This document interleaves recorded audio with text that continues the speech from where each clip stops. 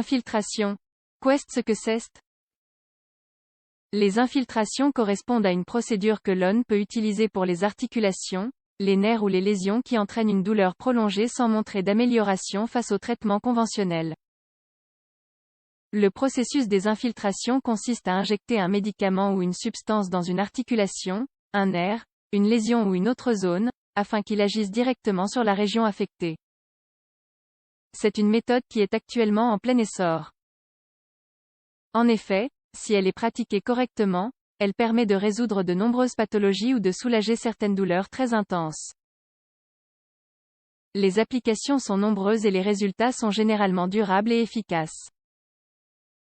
La principale indication d'une infiltration se trouve souvent dans des articulations enflammées. Dans ces cas, on injecte des substances anti-inflammatoires ainsi que des médicaments qui aident à réduire l'inflammation et à stimuler la régénération du tissu. Cependant, de nombreuses personnes pensent que les infiltrations sont risquées. Mais, en réalité, il s'agit d'une technique peu invasive qui est souvent plus facile à gérer qu'une chirurgie ou une autre approche. Nous vous en disons davantage dans cet article. En quoi consiste une infiltration? Comme nous l'avons déjà mentionné, les infiltrations sont de simples injections de substances dans une zone lésée. Qu'il s'agisse d'un nerf, d'une articulation précise ou d'une partie molle, comme un tendon ou un muscle. La substance injectée dépend de la pathologie à traiter. Par exemple, dans le cas des lésions articulaires, on infiltre souvent du collagène ou de l'acide hyaluronique.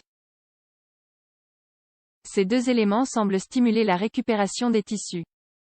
De même, lorsque l'on souhaite traiter une inflammation, on administre des médicaments anti-inflammatoires tels que les corticostéroïdes.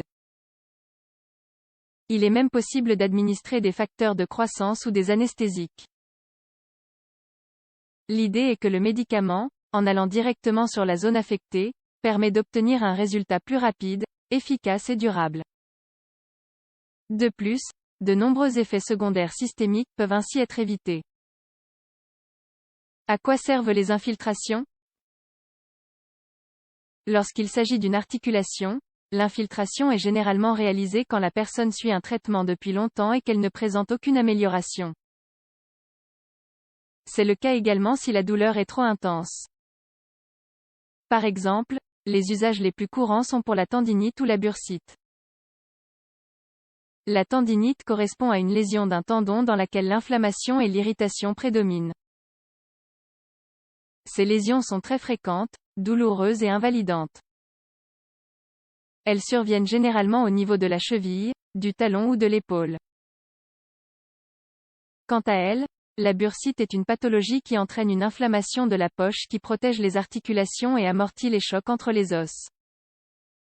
Elle a tendance à apparaître lorsqu'une articulation, comme le genou, est utilisée de manière intensive.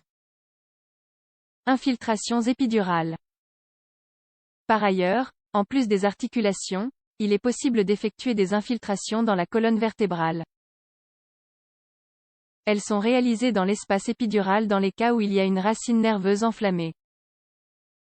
Quand une racine nerveuse est comprimée par un trouble vertébral, cela peut produire une douleur irradiante. Autrement dit, la personne éprouve une douleur dans les zones éloignées qui ne sont pas blessées, comme par exemple une jambe. Ce type d'infiltration permet donc de réduire notablement cette douleur. La sciatique est une condition dans laquelle les infiltrations sont souvent utilisées. Si les traitements habituels ne parviennent pas à soulager le patient. Quelle est la procédure?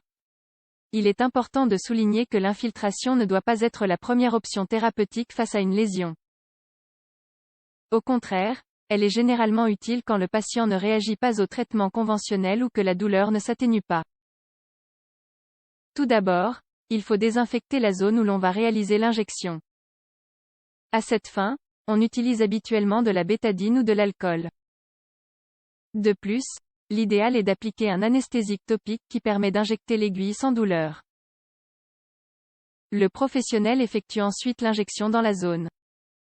En général, lorsque la zone à infiltrer n'est pas assez superficielle, le médecin se guide à travers des techniques comme l'échographie pour s'orienter correctement. Une fois que l'aiguille se trouve au bon endroit, il infiltre le médicament lentement pour qu'il se répartisse uniformément dans la lésion. Les infiltrations permettent de traiter plusieurs pathologies.